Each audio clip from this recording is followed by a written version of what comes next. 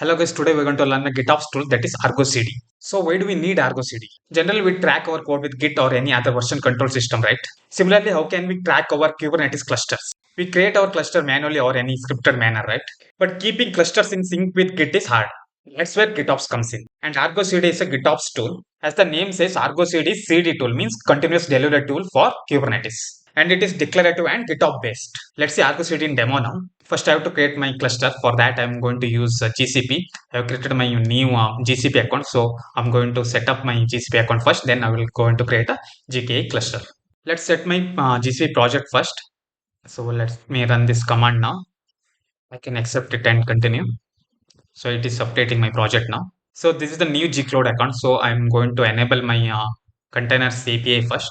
You can see operation finished successfully now. Now let's create cluster using the command gcloud container clusters create, and this is the cluster name, that is Argo CD -demo, and the zone is US Central 1A, and the number of nodes is 2.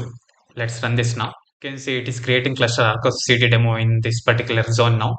So cluster is being configured and it is in progress now. Once the cluster is ready, we can log into that cluster. The cluster is created now. Let me get the credential for the cluster by running this command. So it will fetch the cluster endpoint and it will update my kubeconfig file to authenticate to my cluster. To check the login, I can run any command like kubectl get nodes. It gave 2 nodes with the name starts with gk-argo cd. Now in this cluster, let's create a separate namespace for our Argo CD. So kubectl create namespace and the name of the namespace, that is Argo CD. Let's run this now. So namespace Argo CD is created now. Next, we are going to create Argo CD application using this particular manifest file. This is the publicly available manifest file. So let's run this using the kubectl apply command. So our command will be kubectl apply -n, then that is the namespace name, that is Argo CD that we have created earlier, then -f, then the manifest file link. Let's run this now. It is creating a lot of resources from that particular manifest file now. It's created all the resources and it is completed now. Let's check available pods using kubectl get pods and -n, that is namespace Argo CD. These are the pods are created when I run kubectl apply that particular manifest file. Now Argo CD is installed, but it is still it is internal. I have to expose it to external world so that I can access this Argo CD in my browser. For that, I can expose this to my load balancer or any other services. So let's expose our Argo CD server service as load balancer type. So type will be load balancer, and let's run this now. So you can see service Argo CD server is patched down with the load balancer type. Now let's run kubectl get service Argo CD server. I'm going to get this particular service now, and the namespace is Argo CD. Let's run this now. Here you can see this is the service, that is Argo CD server, and the type will be load balancer because we patched into load balancer. This is the cluster IP, and this is the external IP, and this is the port details. So now what I'm interested in this external IP. Using this external IP, I can access my Argo CD UI in my browser. Let's access this external IP in browser now. So this is the Argo CD login page I'm able to access. I need username and password to sign into my Argo CD server now. So for login, I can get my initial admin password using this command. Then I can log in with the username admin, and the password will be my initial admin password. Let's sign in now.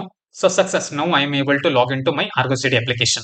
Now we have to connect Argo CD with our GitHub repository. For that, I have already created one repository called as Argo CD first step, and I have to add my deployment and service YAML file here. So let's add deployment.yaml file. So here I'm going to deploy my sample Nginx application. So I am going to use Nginx stable image, and the container port will be 80. And all other things are very similar to I have explained in Kubernetes video. So let's me save my deployment YAML file. Also, let me create a service.yaml file. Here type is load balancer service. So and protocol is TCP, port is 80, and target port also 80. Let's commit this file now. So I have created 2 files now. One is deployment.yaml file, another one is service.yaml file. Now let's go to my Argo CD and let me create a new application to integrate my GitHub repo. You can click on new app or create application. I'm going to click on new app here. I can give application name here. For example, I'm going to give demo app 1, and project I can use default one, and the sync policy manual or automatic. I'm going to choose automatic now. So here 3 options will be there: enable auto sync, prune resources, self heal. So enable auto sync means application will automatically sync when the changes are detected. And prune resources means Argo will delete resources if they are no longer defined in my GitHub repository. And self-heal means Argo will force the state defined in my GitHub repo into the cluster when a deviation in cluster is detected. There are other options also. Let's keep it default for now. Then the source. Here I have to define my repository URL. I have 3 options here: Git, Helm or OCI. I'm going to use Git repository, so I'm going to choose as Git now. I can add my repository URL here. Then the revision, I can choose branches or tags here. So I'm going to use branches and I'm going to choose the branch that is main branch. Then the path of my manifest files that are deployment and service.ml, those are in root only. So I can add a dot only for root path. So source is defined, that is my GitHub repository, and destination will be my cluster. So I can choose name here, and the cluster name I can just choose in cluster, that will be my default. Then you can ignore all other options and click on create here. So now new demo app one is created and it is automatically syncing, or you can manually sync also by clicking sync here. So I can see some sync error here. Let's click on that. I can see 3 errors here. Let's click on that. I can see namespace it's not able to take. So by default it should take a default, but it's not taking. So in my GitHub files, in both in deployment and service file, I'm going to define my namespace also now. So in deployment.yaml file, in metadata, I'm going to add namespace as default now, and let's commit this now. Similarly, in service.yaml file also, I'm going to add metadata as namespace as default.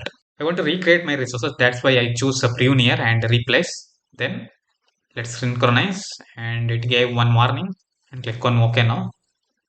Now you can see status is healthy, and if I click on demo app, here you can see demo app 1.